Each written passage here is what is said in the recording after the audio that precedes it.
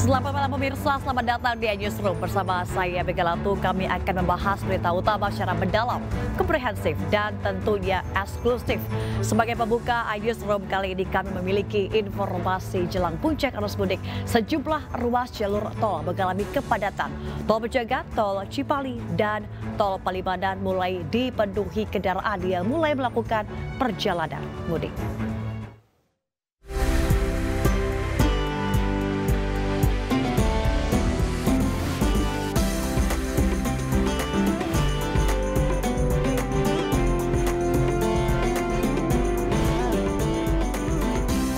Oke, ya pemirsa, ribuan kendaraan mengular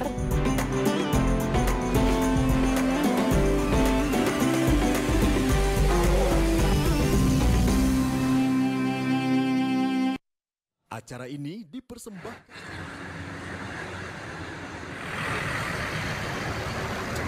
Kepadatan volume kendaraan pemudik pada H-5 Lebaran dari arah Jabodetabek mengular panjang saat akan keluar tol Pejagan Brebes hari ini.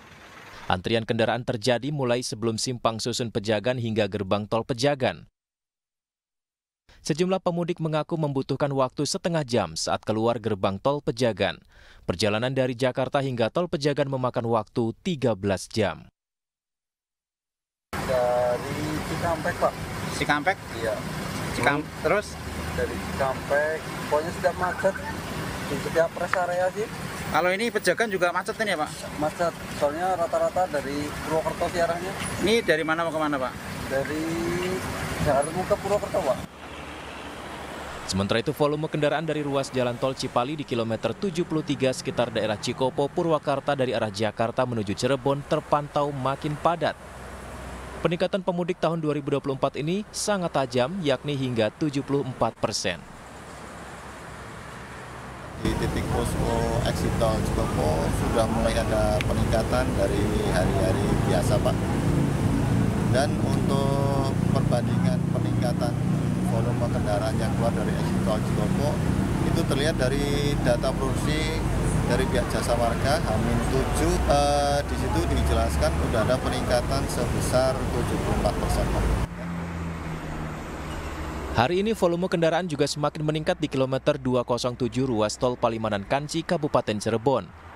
Iring-iringan kendaraan didominasi roda 4 pribadi dan bus yang bergerak dari Jakarta menuju Jawa. Arus kendaraan sedikit melambat akibat banyaknya truk yang diperbolehkan melewati tol berjalan pelan. Dari Brebes, Jawa Tengah, Purwakarta, dan Cirebon, Jawa Barat, Unibar Irwanto Iskandar, iNews melaporkan. Pemirsa, pemudik dari arah Jakarta yang menggunakan kendaraan roda 2 maupun roda 4 mulai memadati jalur arteri Pantura. Kondisi ini membuat sejumlah titik di jalur Pantura Karawang, Jawa Barat mengalami kepadatan. Suasana arus mudik jelang Lebaran di jalur Pantura terus mengalami peningkatan sejak pagi tadi. Kendaraan roda 2 maupun roda 4 dari arah Jakarta menuju Cirebon dan Jawa Tengah memenuhi ruas jalan. Untuk mengurai kemacetan, petugas polisi memperlakukan rekayasa arus lalu lintas dengan sistem buka tutup jalur alternatif khusus sepeda motor. Diperkirakan jumlah pemudik yang melintasi jalur Pantura akan terus mengalami peningkatan seiring dimulainya masa cuti bersama Lebaran 2024.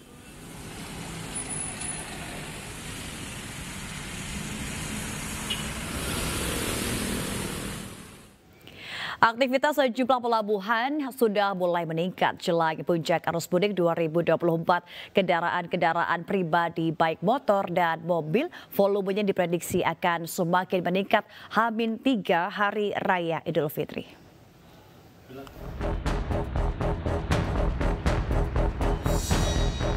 Aktivitas truk ekspedisi tujuan Sumatera dibatasi menyeberang di pelabuhan PT Pelindo Ciwandan, Kota Cilegon, Banten.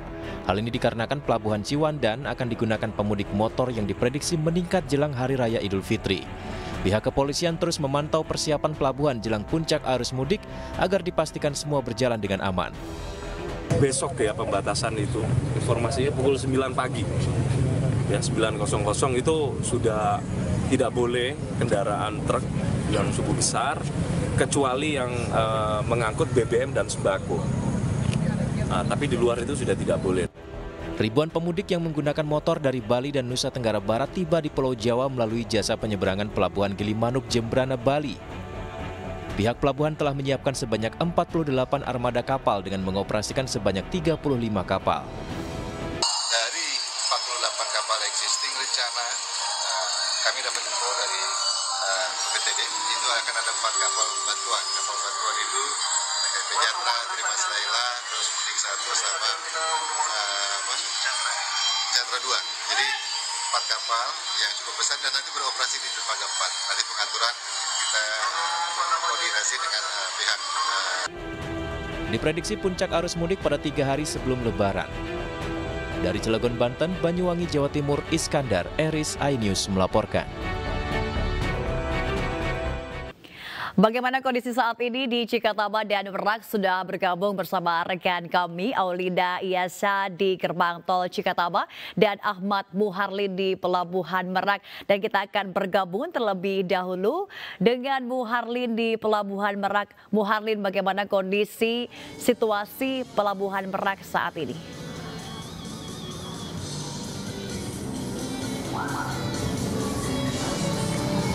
Baik, selamat malam Mega. Seperti yang bisa kita lihat saat ini untuk pada malam hari ini, situasi serta kondisi di Pelabuhan Merak Banten ini sudah terlihat tampak adanya kepadatan dan juga antrian dari kendaraan yang akan melakukan penyeberangan dari Pulau Jawa yang akan menuju ke Pulau Sumatera. Berdasarkan pantauan kami, sejak pada pagi hari tadi sampai dengan malam hari ini, memang sudah banyak kendaraan yang mulai masuk ke dermaga eksekutif maupun di dermaga reguler Pelabuhan Merak Banten ini, di mana para pemudik ini akan masuk untuk melakukan antrian, begitu kemudian akan masuk menuju kapal mereka masing-masing. Lalu namun kondisi ini Mega dan juga pemirsa masih bersifat tentatif begitu, karena kepadatan kendaraan juga ini biasanya terjadi di jam-jam tertentu seperti pada pukul malam tengah hari sampai dengan waktu menuju sahur, kemudian setelah jam buka puasa sampai dengan pukul 9 malam nanti. Kemudian prediksi PT dari ASDP Merak Banten ini terkait dengan lonjakan dan juga puncak arus mudik ini diperkirakan akan terjadi pada tanggal 7 serta tanggal 8 menjelang Hari Raya Idul Fitri. Hal itu dilihat dari jumlah tiket yang sudah terjual sebanyak 6.000 tiket, di mana para pemudik ini paling banyak akan melakukan perjalanan mudik ini pada hari Sabtu dan Minggu tanggal 6 dan juga tanggal 7 April.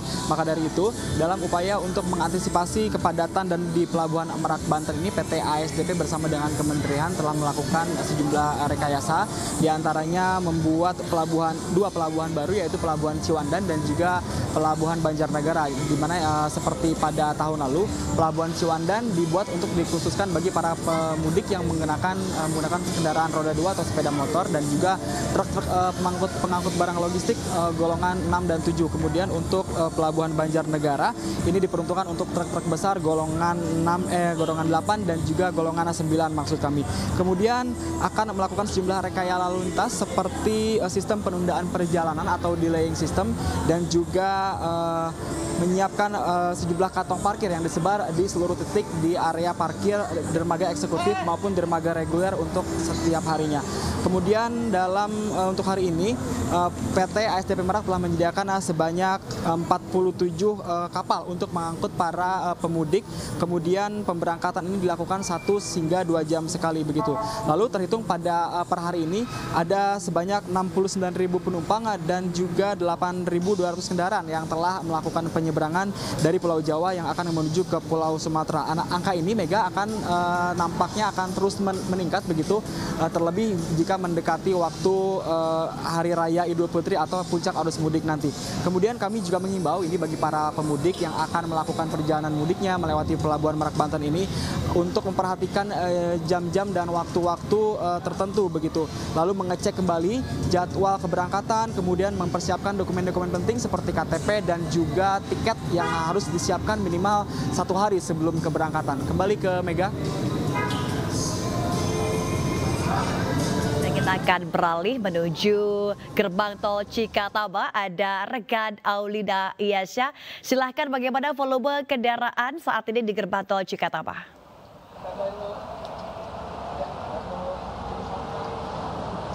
Ya, selamat malam Mega dan pemirsa. H-5 menjelang Lebaran, untuk arus lalu lintas di sekitaran gerbang tol Cikatama memang masih ramai lancar. Meskipun terlihat ramai lancar, baik itu yang menuju ke arah Trans Jawa ataupun yang memang arah sebaliknya mengarah ke Jakarta. Tapi untuk volume kendaraan sudah meningkat sejak pagi hari tadi, di mana untuk yang mengarah ke arah Trans Jawa sudah ada sekitar 105.000 kendaraan yang memang menuju ke arah Palimanan dan juga Cipali dan juga lainnya. Dan untuk yang mengarah ke arah tol Kalihurip Utama dan juga Cipularang Bandung, ada sekitar 60.000 pengendara mobil yang sudah melewati gerbang tol Cikatama ini. Dan jika memang dikatakan atau disimpulkan, memang sudah ada sekitar 165.000 kendaraan yang melewati gerbang tol Cikatama hingga malam hari ini. Dan jika dibandingkan dengan hari-hari biasanya, yaitu terjadi kenaikan sebesar 53% dari lalu lintas normal yang memang biasa ada terjadi di sekitaran gerbang tol Cikatama ini. Dan juga untuk sistem yang diberlakukan yakni ada one way, kontraflow dan juga ganjil genap. Namun berdasarkan informasi yang saya dapatkan, baru sistem kontraflow yang diberlakukan yakni berasal dari kilometer 70 hingga 55 arah gerbang tol Cikampek Utama, di mana berarti memang sudah terjadi kemacetan sedikit, maka dari itu kontraflow sudah mulai diberlakukan. Untuk one way dan juga ganjil genap memang masih akan mengikuti situasional, apakah jika terjadi kemacetan yang mungkin semakin meningkat, maka one way dan juga ganjil genap akan diberlakukan. Dan juga saya ingin sedikit mengulas untuk arus mudik dari tahun ke tahun, yakni dari 2020 hingga 2021 memang mungkin mengalami penurunan karena pada saat itu Indonesia sedang dilanda COVID-19. Namun arus mudik mulai mengalami lonjakan, yaitu sekitar tahun 2022, di mana sudah sekitar ada 85 juta pemudik yang melakukan mudik lebaran. Dan di tahun 2023 ada sekitar 123 juta pemudik.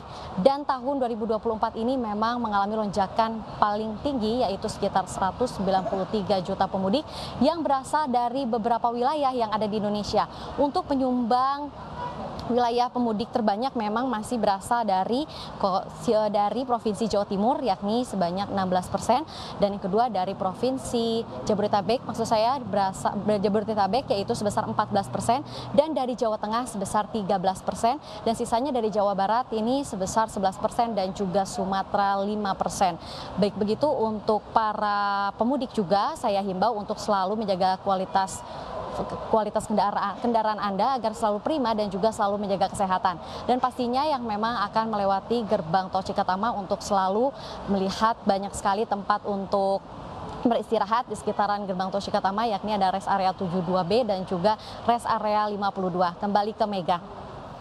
Baik, terima kasih Alida melaporkan di gerbang tol Cikatama, dan juga terima kasih untuk rekan Bu Harin, selamat bertugas kembali. Ada kembali dalam iNewsroom, pemirsa. Menteri Keuangan Sri Mulyani mengatakan penyusunan anggaran pendapatan belanja negara atau APBN 2024 tak dipengaruhi oleh pasangan calon yang akan maju di Pilpres 2024. Sri Mulyani menyebut bahwa APBN telah disetujui DPR RI jadi undang-undang sebelum ada Capres-Cawapres. Yang terdiri dari seluruh fraksi partai politik membahas KEM PPKF dan RKP 2024 pada bulan Mei 2023. Presiden menyampaikan nota keuangan dan RUU APBN 2024 kepada DPR pada sidang paripurna tanggal 16 Agustus 2023.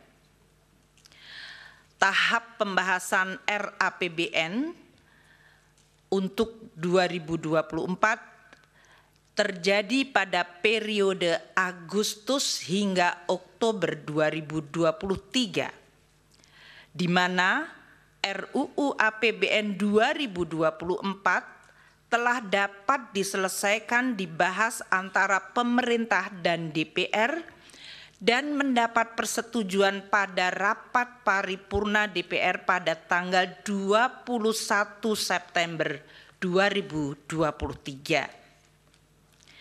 Tahap penetapan Undang-Undang APBN yang dijadwalkan paling lambat akhir Oktober terjadi di mana Undang-Undang APBN 2024 yaitu Undang-Undang 19 tahun 2023. Ya, dan kita ke informasi berikutnya. Pemirsa, Menteri Sosial Tri Risma hari ini menegaskan bantuan berupa pangan beras bukan dari Kementerian Sosial. Seluruh program bantuan dari kementeriannya disalurkan dalam bentuk transfer tunai. Dengan pengusulan anggaran tahun yang akan berjalan, tahun berikutnya, untuk El Nino itu Kemensos apakah itu memang kebijakan tersendiri ataukah itu harus diusulkan juga dari kementerian terkait, termasuk kami nggak bisa berani mengusulkan, Bapak. Termasuk yang tahun-tahun sebelumnya. Iya, kami nggak berani mengusulkan karena kami kan nggak tahu ke kondisi keuangan apakah bisa apa enggak. Kami nggak berani. Biasanya diadakan rapat, kemudian disepakati apa begitu. Karena kami tidak berani, karena kan kami tidak tahu makro kondisi ya, sudah, makro artinya masalahnya. Ibu tidak. Yang mulia Bapak Arief Hidayat, bahwa bansos di Kementerian Sosial itu bentuknya cash transfer. Jadi tidak ada dalam bentuk natura atau barang. Jadi semua transfer ke rekening penerima manfaat 100%. Kecuali respon kasus. Jadi ada yang sakit, ada yang disabilitas, butuh bantuan, dan itu dia belum menerima bantuan sama sekali, baru kita bentukkan macam-macam, mungkin nanti bisa saya tunjukkan fotonya, seperti itu. Jadi kalau untuk reguler kami 100% menggunakan transfer ke rekening PM, seperti itu. Jadi tidak ada dalam bentuk barang atau natura. Kemudian yang berikutnya, menjawab pertanyaan yang mulia Ibu Eni Nurbaningsih. Sebelumnya Ibu, saya mohon izin Pak Ketua dan Bapak Ibu Hakim. Terkait dengan penyaluran bantuan pangan beras dilaksanakan oleh badan, bukan Monsos ya? Bukan, Pak. Nah bukan. Itu apakah tahun 2000 itu hanya 2023 atau sebelumnya gimana? Sebelumnya sejak saya menjadi menteri sudah tidak. Oke. Kami tidak ada menyalurkan dalam bentuk barang. Oke. Ya, sejak saya menjadi menteri. Oke, terima kasih Ibu. Ya, kemudian yang berikutnya adalah tadi sudah dijelaskan tentang kenapa awal tahun anggaran dicairkan. Ini bahkan sejak sebelum saya menjadi menteri itu pencairannya sudah bulan Januari, karena memang tadi saya jelaskan teorinya kalau mereka itu tidak bisa memenuhi kebutuhan 1 bulan untuk hidup itu mereka nggak bisa. Jadi makanya kita harus sangat disiplin untuk membantu mereka. Kemudian yang berikutnya adalah bansos yang lain untuk bagi pekerja sosial, itu bukan bansos Ibu. Jadi pekerja sosial itu kami bayar. Makanya tadi kami jelaskan ada selisih anggaran antara bansos dan perlindungan. Penyaluran bansos oleh pemerintah menjadi sorotan tajam dalam lanjutan sidang sengketa Pilpres 2024 yang melibatkan menteri sebagai saksi pada hari ini. Sejauh mana polemik bansos ini akan dapat mempengaruhi pada putusan MK, dan untuk membahasnya kami telah terhubung dengan tenaga ahli utama Kantor Staf Kepresidenan Ali Mohtar Ngabalin serta Bapak Yulianto Nurmansyah, tim hukum Ganjar Mahfud. Selamat malam Pak Ngabalin dan juga Pak Yulianto. Selamat malam. Oke, baik. Pak Ngabalin. Iya. Sepertinya Pak Ngabalin belum bergabung, nanti kita akan tunggu sejenak. Namun kita akan berbincang terlebih dahulu dengan Bapak Yulianto.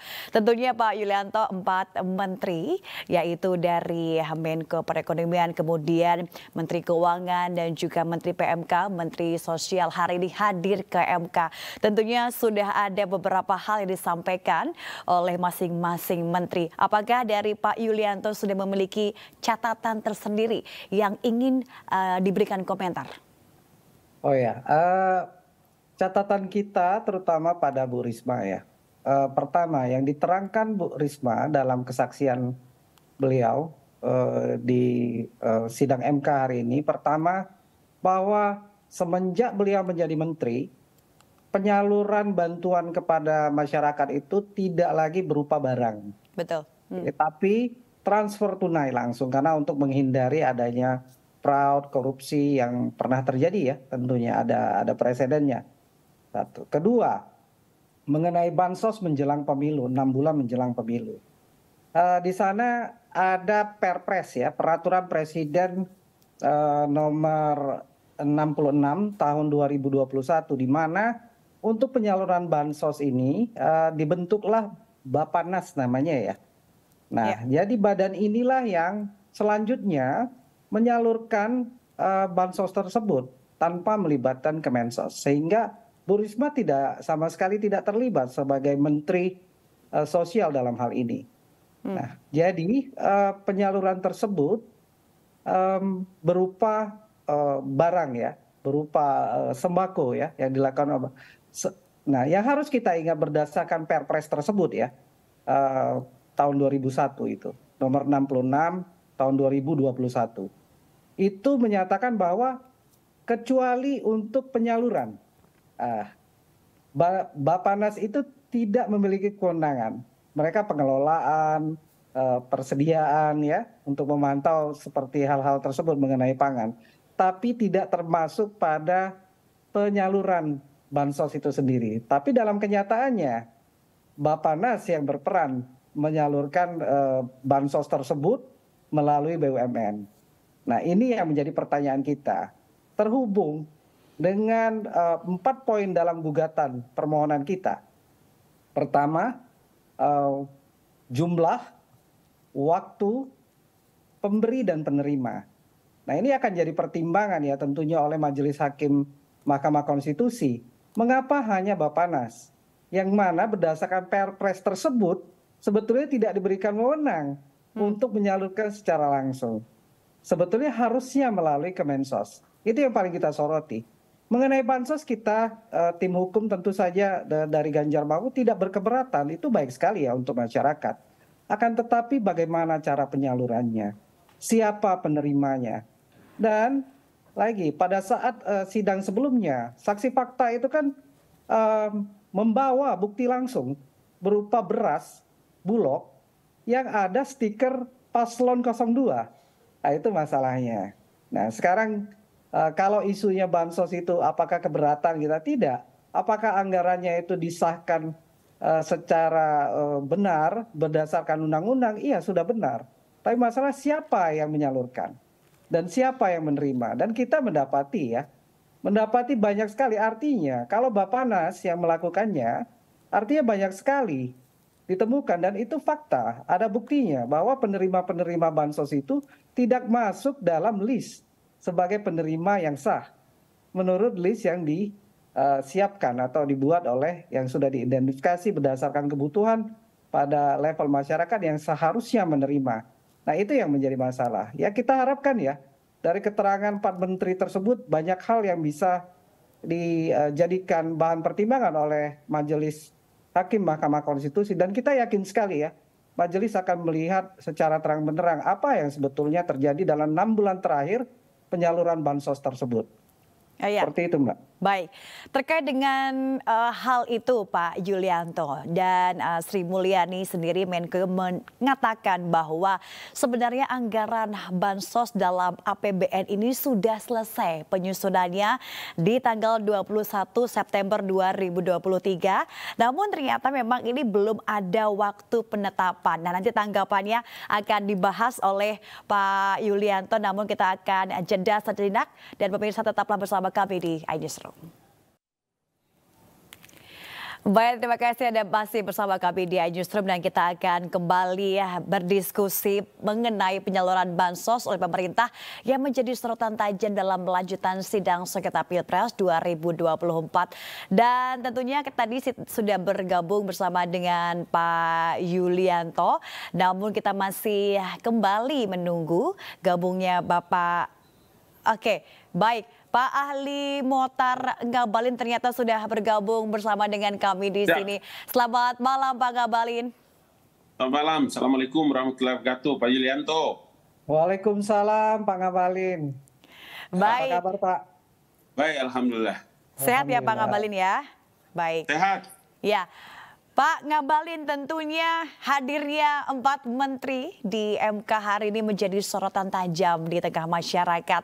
Dan juga sudah ada jawaban-jawaban dari menteri, baik dari Pak Erlangga, kemudian Bu Sri Mulyani, dan juga ada Pak Muhadjir Effendi, dan juga ada Bu Tri Risma.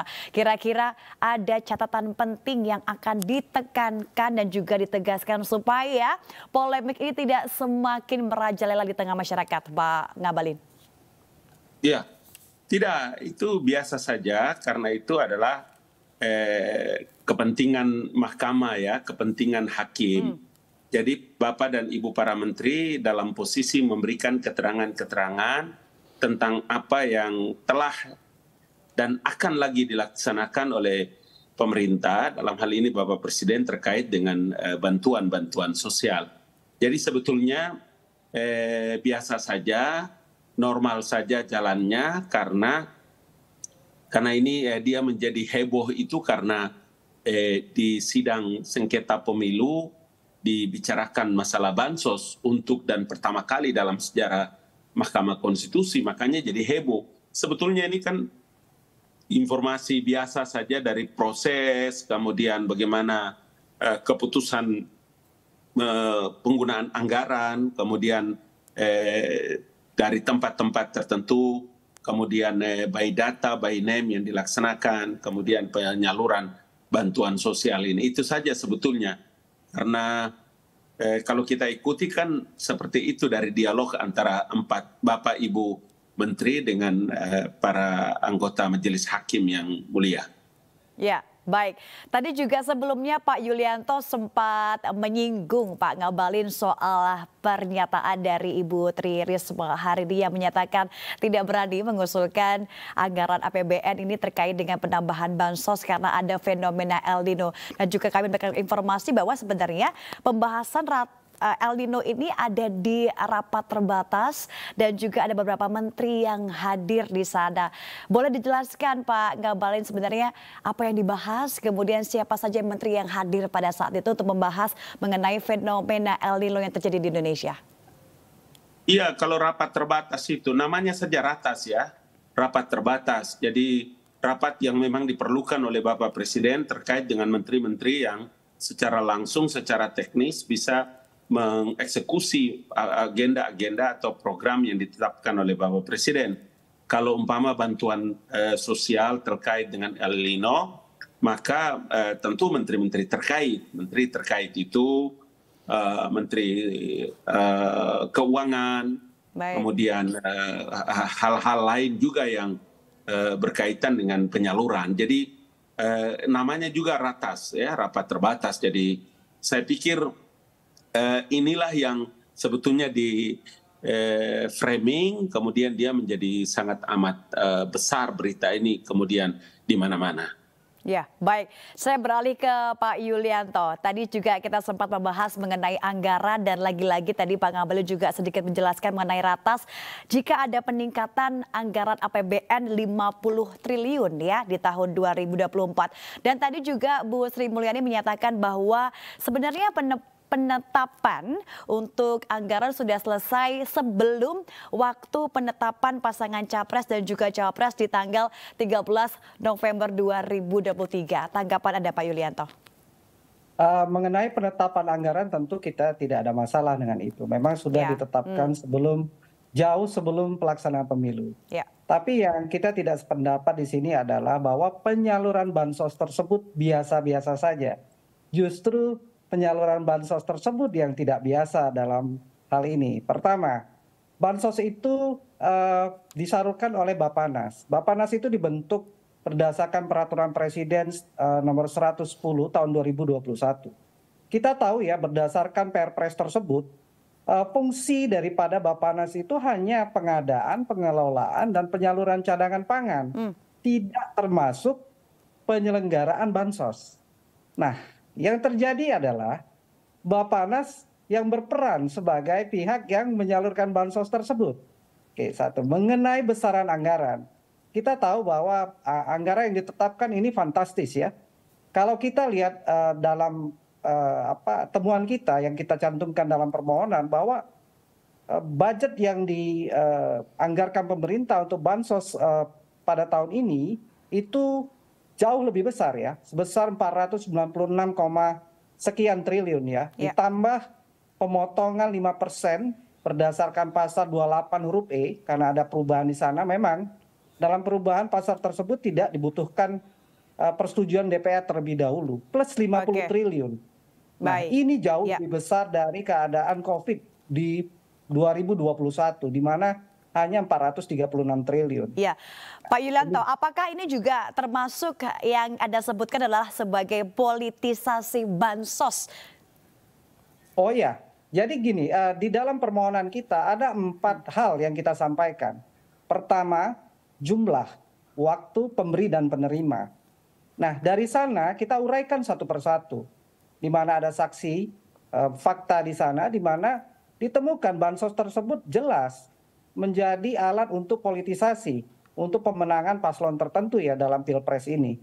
Karena dalam sidang sebelumnya, sehari sebelumnya ya, itu kan diperlihatkan di muka Majelis Mahkamah Konstitusi, bansos berupa beras, ya kan, yang stikernya tergambar pasangan paslon 02, yang beredar secara masif di lapangan. Seperti itu.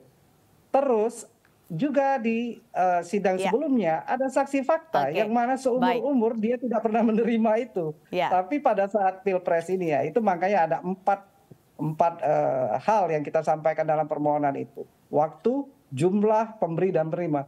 Pemberinya juga kok menteri-menteri yang tidak ada hubungannya ya.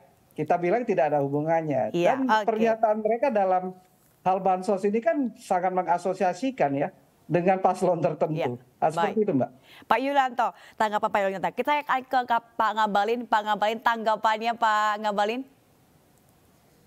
Iya, memang karena dalam anggaran pendapatan belanja negara itu terkait dengan masalah perlindungan sosial, Perlinsos, Bang. Jadi kalau hanya bansos itu merupakan bagian terkecil dari anggaran 497 triliun dalam APBN. Itu kan Perlinsos itu. Jadi kalau dalam rapat DPR kan begini, persetujuan Dewan Perwakilan Rakyat Republik Indonesia bersama-sama dengan DPR, Dewan Perwakilan Rakyat Republik Indonesia itu menetapkan 78 triliun. Nah, selebihnya itu karena anggaran sebesar itu ada di Perlinsos. Jadi perlindungan sosial kalau mau diuraikan satu persatu itu memang luar biasa besarnya. Tapi ingat bahwa semua yang dilakukan oleh pemerintah itu kemudian dengan berbagai macam bentuk, umpama seperti program Keluarga Harapan, PKH itu kan bagi 10 juta keluarga penerima manfaat, kemudian KPM-nya, kartu sembakonya 18,7 juta, KPM dan total semua itu menjadi 12,8 triliun. Kalau kita bicara tentang anggaran sebesar itu, ya penyaluran termasuk itu iuran program jaminan kehilangan pekerjaan JKP itu bagi 10,3 juta orang peserta. Dengan 87,6 miliar. Kalau ini semua kita uraikan satu persatu, maka kita akan menemukan dana sebesar itu yang dikeluarkan oleh anggaran pendapatan belanja negara. Pak Ngabalin, itu yang tadi saya bilang bahwa ini penting mesti dikasih tahu. Ini yang saya katakan tadi bahwa memang bantuan sosial itu, bansos itu hanya dianggarkan seperti yang tadi saya kemukakan. Dia tidak lebih daripada sekian 78 triliun. Kalau 497 triliun ini masalahnya itu adalah ada gambar paslon, ada gambar paslon 02. Ini apakah juga termasuk politisasi bansos, Pak Ngabalin? Memang kalau dibikin framingnya seperti itu. Jadi begini, saya di kantor kami itu sekarang ada sampai sekarang masih ada tersimpan yang kantong-kantong yang tadi disebutkan oleh Bang Yuli itu. Tetapi saya mau kasih tahu bahwa kantong-kantong yang di framing kemudian menjadi berita besar itu adalah kantong-kantong yang dibuat oleh para relawan. Yang relawan itu sama sekali anggarannya bukan datang dari APBN. Jadi relawan pendukung 02 itu juga kami ikut membicarakan ini di kantor staf presiden. Sama sekali di luar anggaran pendapatan belanja negara. Berbeda dengan apa yang disalurkan oleh pemerintah kepada rakyat. Begitu juga dengan apa yang dilakukan oleh pasangan calon 01 dan 03.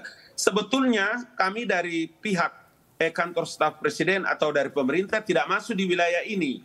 Iya, oke. Kenapa? Karena setelah kita mengikuti semua proses sidang berjalan ini termasuk dengan hasil survei, kemudian hasil statistik yang dikemukakan di MK itu sama sekali tidak ada yang terakhir, saya ke Pak Yulianto. Tadi juga mengatakan baru saja Pak Ngabalin ini ada framing bahwa kantong bansos dari relawan. Begini, kita paham pertama menanggapi Pak Ngabalin tadi. Kita tahu bahwa program bantuan pemerintah itu ada 5. Dan 2 diantaranya yang menjadi polemik sekarang ini adalah bansos sembako dan BLT El Nino. Yang Ibu Risma nyatakan bahwa tidak berani memberikan usulan. Mengenai keterangan Pak Ngabalin bahwa itu adalah yang dibuat oleh relawan, itu silahkan nanti ya menjadi pertimbangan oleh Majelis Hakim Mahkamah Konstitusi. Tapi jelas sekali kalau yang karung bansos beras itu yang kita temukan di lapangan, yang kita jadikan bukti tentu lengkap sekali itu adalah berasal dari Bulog dengan semua atribut Bulog yang menyatakan simbol-simbol yang ada di dalam pada kantong tersebut itu benar-benar ya beras Bulog, tapi bedanya dengan biasanya adalah tidak ada stiker paslon 02 seperti itu. Tapi ya kita menghormati apa yang menjadi pendapat dari Pak Ngabalin ya. Kita serahkan ya. Tapi jadi begini, Mbak. Ya, mohon maaf Pak. Oke, singkat silakan Pak Ngabalin, singkat Pak Ngabalin, singkat. Memang dari kemarin kami telah membuat press release ya. Kami telah membuat press release bahwa hal-hal yang terkait dengan apa yang diajukan oleh pemohon itu tentu menjadi kewenangan di Mahkamah Konstitusi.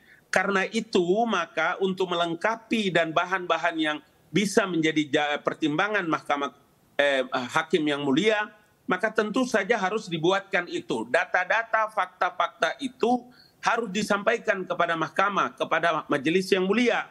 Supaya apa? Supaya bisa dipertimbangkan. Karena kan jadi perkara kita sekarang itu kan sekarang ini adalah perselisihan hasil pemilihan umum. Perselisihan hasil pemilihan umum. Di mahkamah itu menurut undang-undang itu adalah orang bicara tentang perselisihan hasil pemilihan umum. Sepanjang sejarah Republik Indonesia baru pertama kali mengenai PHPU itu orang bicara tentang bansos. Itu yang saya bilang berulang-ulang kali itu. Data-data, fakta-fakta, bukti-bukti yang dimiliki baik apakah itu bapak-bapak dari 01 atau 03 dikumpulkan dengan sangat cermat, disampaikan kepada hakim agar bisa menjadi pertimbangan bagi hakim. Makanya saya juga bilang, tentunya kita akan sama-sama melihat ya Pak Ngabalin ya. Pemilu bikin malu-maluin bawa masalah bansos. Oke, baik. Nanti kita akan lihat bersama-sama keputusan bagaimana di MK. Terima kasih Pak Ali Mohtar Ngabalin dan juga Pak Yulianto Nurmansyah untuk waktunya. Terima kasih, selamat malam. Terima kasih, assalamualaikum warahmatullahi wabarakatuh.